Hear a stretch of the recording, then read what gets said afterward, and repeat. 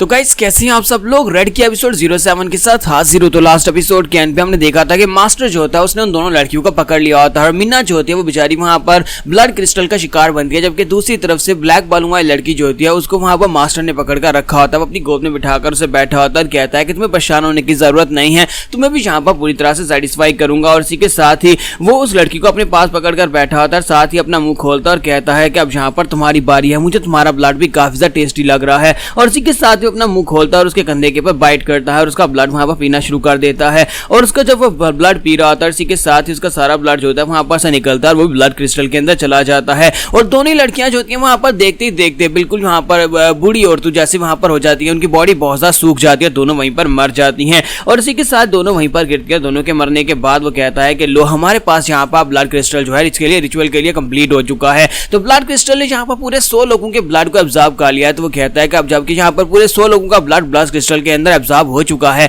तो हम लोग यहाँ पर अपने रिचुअल को परफॉर्म कर सकते हैं, बस हमें यहाँ पर चाबी की जरूरत है। तो येलो हेयर भी वहां पर उसके पास आता है और उसे कहता है कि हाँ ये बात तो ठीक है, लेकिन अब यहाँ पर हमें चाबी का इंतजार करना होगा, लगता है कि वो चाबी बहुत ही जल्दी यहाँ पर आती ही होगी। तो मास्टर उसे कहता है कि मुझे लगता है कि वो इसकी स्मेल को सूंघ सकती है और वो यहाँ पर जरूर आएगी। इस बार हम लोग यहाँ पर अपने आप को फेल नहीं होने दे सकते, इस बार हमें उस चाबी को पकड़ना ही होगा। अगर वो चाबी हमें नहीं मिलती तो फिर हमारा प्लान फेल हो जाएगा, बहुत ही जल्दी मीटेओराइट यहाँ पर गिरने वाला है। तो येलो हेयर उसे कहता है कि मुझे लगता है कि वो यहाँ पर जरूर आएगी, वो अपनी बच्ची को बचाने के लिए किसी भी हद तक जाने को तैयार होगी। अपनी बच्ची को बचाने के लिए उसके पास और कोई रास्ता नहीं है, उसे ये ब्लड क्रिस्टल लाजमी चाहिए होगा। और इसी के साथ जो ब्लड क्रिस्टल को अपने हाथ में पकड़कर खड़ा होता है तो येलो हेयर उसे कहता है कि चलो फिर यहाँ पर से निकलते हैं। और इसी के साथ ही चिल्लाकर उसे कहता है कि इस ब्लड क्रिस्टल को बचाओ, वो यहाँ पर आ चुकी है। और इसी के साथ ही मदर को दिखाते हैं कि वो जो होती है वो अपनी डिसअपीयरेंस की पावर को यूज करते हैं वहां पर से निकलती है और अपना हाथ उस ब्लड क्रिस्टल के ऊपर डालती है ताकि वहां पर से गायब होकर रिपेयर होकर वहां पर से उस क्रिस्टल को लेकर निकल कर जा सके। लेकिन जैसे ही वहां पर उस ब्लड क्रिस्टल की ट्यूब के ऊपर अपना हाथ डालती है, इसी के साथ ही मास्टर जो होता है वहीं पर से पीछे की तरफ घूमता है, एक जबरदस्त पंच दे मारता है। तो मास्टर वहीं पर ग्राउंड के ऊपर पंच मारता है जिसकी वजह से बहुत ही जबरदस्त शॉक वेव्स निकलती है, इतनी पावरफुल शॉक वेव्स निकलती है और साथ ही फायर पावर निकलती है कि वो जो होती है वो औरत भी जल्दी से जंप करते पीछे की तरफ फट जाती है, उसे पीछे हटना ही पड़ता है। तो वो कहती है कि ये क्या हो रहा है, ये पहले से ज्यादा पावरफुल कैसे हो गया, पहले तो इसकी पावर लेवल्स इतनी नहीं थी लेकिन ये पहले से काफी ज्यादा पावरफुल हो गया है। मास्टर से कहता है कि हम लोगों ने यहाँ पर एक बैरियर रेस किया हुआ है ताकि इंसान जहाँ पर हमें फाइट करते हुए ना देख सके, तो हम लोग यहाँ पर जहाँ अब जितना चाहे उतना ज्यादा फाइट कर सकते हैं और फुल पावर्स को रिलीज करके फाइट कर सकते हैं। और पिछली बार तो तुम यहाँ पर मुझसे बचकर भाग गए थे लेकिन इस बार तुम मुझसे नहीं जीत पाओगे क्योंकि मेरी पावर लेवल्स पहले से बढ़ चुकी हैं। और साथ ही वो फिर से वहां पर ब्लड डाई की पावर को यूज करता है। जब वो अपनी ब्लड डाई की पावर को यूज करता है तो बिल्कुल एक लेजर बीम की तरह होती है और उसकी लेजर बीम जो होती है सामने की तरफ शूट होती है। तो वो औरत जो होती है बड़ी तेजी के साथ भागते हुए पीछे की तरफ बढ़ती है ताकि उसकी ब्लड डाई की लेजर बीम को वहां पर अवॉइड कर सके और वो जाकर दीवार के साथ टकराती है और वहां पर दीवार भी टूट जाती है। तो वो कहती है कि ये तो वाकई में पहले से ज्यादा स्ट्रॉन्ग हो गया है। और इसी के साथ ही जब वो पीछे की तरफ गिर रही होती है तो उसके ऊपर और भी ज्यादा लेजर बीम शूट होती हैं। तो वहां पर बार बार वो अपनी ब्लड डाई को यूज करते हुए उसके ऊपर लेजर बीम शूट कर रहा होता है,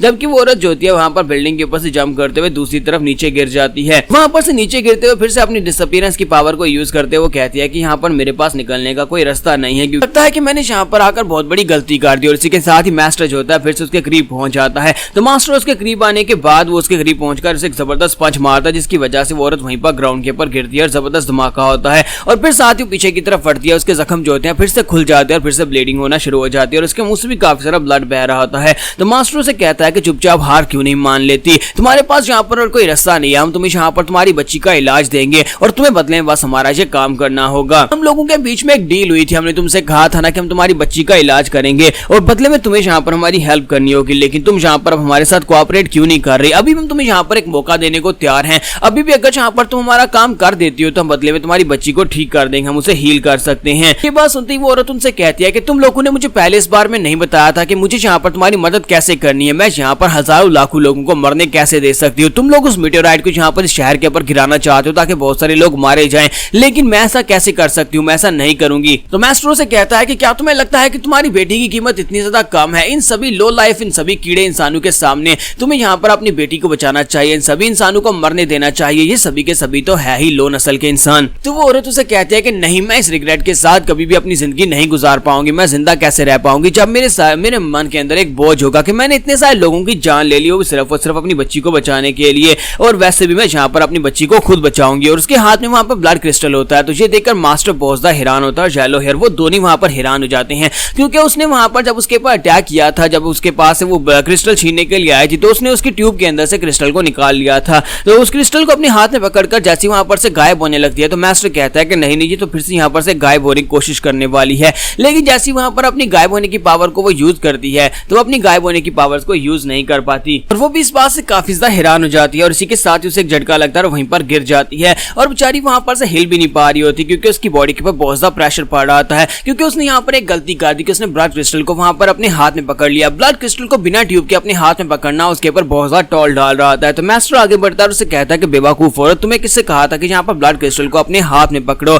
ये कोई आम सा मेटेओराइट का टुकड़ा नहीं है बल्कि ये एक ब्लड क्रिस्टल है। और इसी के साथ ही वो आगे बढ़ता है और जाकर उसको गले से पकड़कर ऊपर उठाता है। फिर साथ ही उसे कहता है कि तुम्हें क्या लगा था कि ये सिर्फ और सिर्फ एक आम सा मेटेओराइट का शार्ड है। और इसी के साथ ही उसके हाथ से ब्लड क्रिस्टल को वापस ले लेता है और कहता है ये एक बहुत ही पावरफुल शार्ड है, ये इतना पावरफुल क्रिस्टल है कि ये हमें नई जिंदगी दे सकता है और नई जिंदगी और किसी को यहाँ पर मौत दे सकता है, यानी कि ये यहाँ पर जिंदगी और मौत को कंट्रोल कर सकता है। और इसी के साथ ही वो उसे कहता है कि अब जबकि की तुम्हारे पास और की हमारी रेडी है तो अब हमें यहाँ पर तुमसे भीख मांगने की जरूरत भी नहीं और ना ही यहाँ पर तुम्हारी बेटी को ठीक करने की कोई डील करने की जरूरत है। अब तुम्हें यहाँ पर हमारे लिए काम करना ही पड़ेगा। अब जल्दी से यहाँ पर हमारे लिए फ्यूचर के डोरवे को ओपन करो। तो इसी के साथ ही वो उस लड़की के ऊपर वहां पर उसका गला दबाता है जिसकी वजह से वो बेहोश हो जाती है। फिर साथ ही वहां पर उसके जोर से चिल्लाने की आवाज आती है क्योंकि वो उस ब्लड क्रिस्टल को उसकी बॉडी के अंदर इंप्लांट कर देता है। ब्लड क्रिस्टल को उसकी बॉडी के अंदर इंप्लांट करने के बाद ही तभी इस चाबी को यूज किया जा सकता है क्योंकि उस लड़की की बॉडी के अंदर एक स्पेशल पावर होती है जिसकी वजह से वो ब्लड क्रिस्टल को यूज करके कुछ कर सकती है कि आपको आगे पता चलेगा। तो इसी के साथ ही नेक्स्ट सीन जो होता है हमें रेड का दिखाया जाता है। रेड अपनी शॉप को क्लोज करता है और अपनी गर्लफ्रेंड जीन को कॉल करता है और कहता है कि हाँ मैं 20 मिनट में वहां पर पहुंच जाऊंगा, स्काई पार्क में पहुंच जाऊंगा, तुम्हें परेशान होने की जरूरत नहीं है, मैं झूठ नहीं बोल रहा, मैं इस बार बिल्कुल भी लेट नहीं होने वाला। तो वो उसे कहती है कि रेड इस बार लेट मत होना। और इसी के साथ ही कनेक्शन आउट हो जाता है क्योंकि मेटेओराइट गिरने के लिए बहुत ज्यादा करीब पहुंच चुका है, इसी वजह से सर्विस खत्म हो जाती है। तो वो कहता है कि ये क्या हो रहा है, लगता है कि मेटेओराइट के गिरने की वजह से यहाँ पर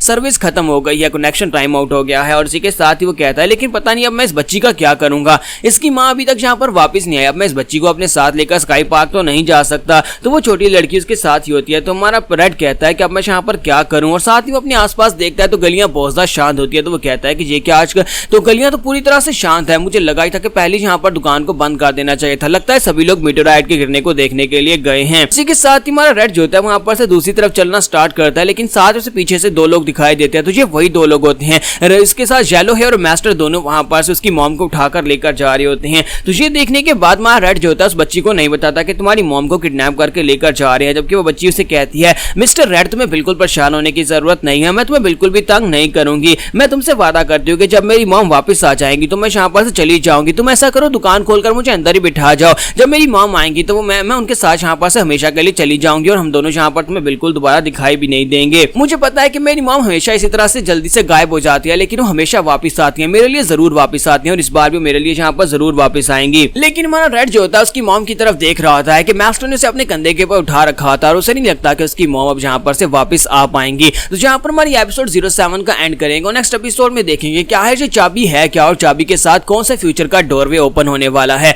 और मेटेओराइट का इस सबसे क्या ताल्लुक है। तो एपिसोड की एक्सप्लेनेशन अच्छी लगी हो तो कमेंट करके जरूर बताइएगा और वीडियो को लाइक करना मत भूलिएगा। Thank you.